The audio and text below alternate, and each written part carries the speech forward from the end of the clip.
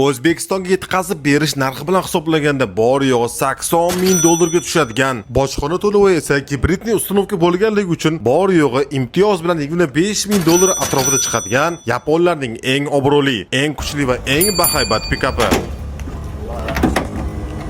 Off-road vaqtida komfortni yo'qotmaslik uchun maxsus ishlab chiqarilgan Toyota Tundra TRD Pro, panorama tom, head-up display, JBL akustika bu TRD Pro'ning eng full komplektatsiyasi bo'ladi. Uzunligi 6 metrga yaqin, og'irligi 3 tonna atrofida bo'ladigan va bor yo'g'i 5-7 sekundda 100 ga chiqadigan, tasavvur qiling, 5-7 sekundda 100 ga chiqadigan 3.4 twin turbo va abrazli 6 silindr 437 ot kuchi 790 Nm injenerlar o'rnatib bergan bo'ladi. Yuradigan omborxonamizning hajmi esa 1000 litrdan oshadi. Maxsus TRD Pro taqdim qiladigan podveskasi, amortizatorlari esa 2,5 dyumli Fox internal bypass bo'ladi. Bu ehtiyot qismi gonishli avtomobillarda ishlatiladi.